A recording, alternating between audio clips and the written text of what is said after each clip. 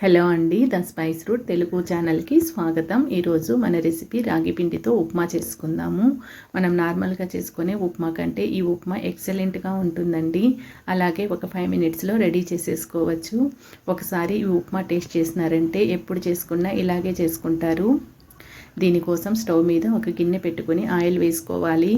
అందులోకి ఒక 1/2 table spoon జీలకర్ర, ఆవాలు వేసుకోవాలి. అలాగే పల్లీలు ఒక 2 టేబుల్ స్పూన్లు, కొద్దిగా జీడిపప్పు వేసుకోవాలి. వీటన్నిటిని లైట్గా ఫ్రై చేసుకోవాలి. ఇవి ఫ్రై అయిన తర్వాత ఇందులోకి కట్ చేసి పెట్టుకున్న ఆనియన్స్ని వేసుకోవాలి. ఆనియన్స్ పచ్చివాసన పోయే వరకు ఫ్రై చేసుకోవాలి. ఇవి ఫ్రై అయిన తర్వాత ఇందులోకి కట్ చేసి పెట్టుకున్న పచ్చిమిరపకాయలు వేసుకోవాలి. అలాగే కొద్దిగా కరివేపాకును వేసుకోవాలి. వీటిని మరొక నిమిషం పాటు ఫ్రై చేసుకోవాలి. పచ్చిమిరపకాయలు ఫ్రై అయిన తర్వాత ఇందులోకి ఒక టమాటాను కట్ చేసుకుని వేసుకోవాలి. అలాగే ఉప్మాకు సరిపడా ఉప్పు వేసుకోవాలి. వీటన్నిటిని ఫ్రై చేసుకుంటున్నప్పుడే పక్క స్టవ్ మీద వేడి నీళ్ళు పెట్టుకుని వేడి చేసుకోవాలి. టమాటాలు బాగా మెత్తగా మగ్గే వరకు మగ్గించుకోవాలి. 1 నిమిషం పాటు మూత పెట్టుకుంటే బాగా మెత్తగా మగ్గిపోతాయి.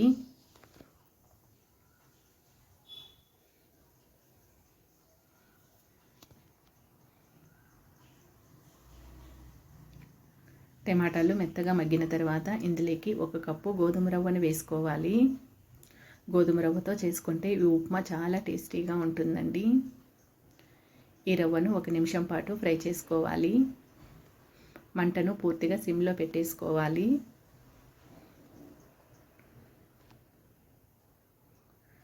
ఇది ఫ్రై అయిన తర్వాత ఇందులోకి అదే కప్పుతో 1 కప్పు రాగి పిండిని వేసుకోవాలి.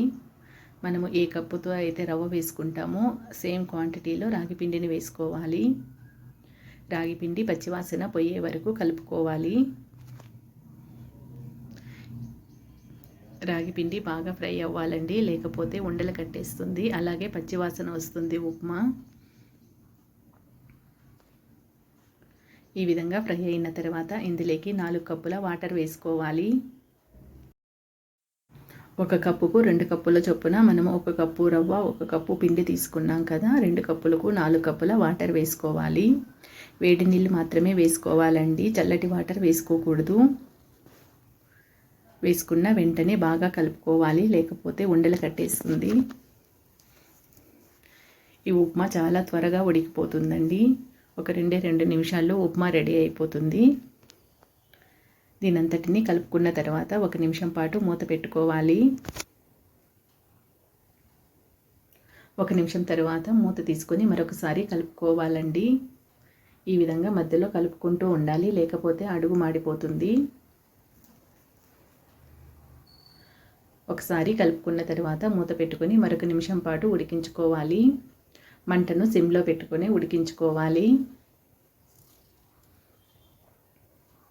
ఇప్పుడు ఇందులోకి కొద్దిగా నెయ్యిని వేసుకోవాలి. ఉప్మాకు పైన నెయ్యి వేసుకోవడం వల్ల చాలా టేస్టీగా ఉంటుంది. అలాగే కట్ చేసి పెట్టుకున్న కొత్తిమీరని వేసుకోవాలి. ఇప్పుడు స్టవ్ ఆఫ్ చేసేసుకొని ఒక 10 నిమిషాలు అలాగే వదిలేయాలండి. అంతేనండి, ఎంతో టేస్టీగా ఉండే రాగిపిండి ఉప్మా రెడీ అయిపోయింది. ఇన్స్టెంట్గా ఒక 5 మినిట్స్లో చేసేసుకోవచ్చండి. దీన్ని పల్లి చట్నీతో తింటే చాలా టేస్టీగా ఉంటుంది. ఉత్తదే కూడా అలాగే తినచ్చండి, టేస్టీగా ఉంటుంది.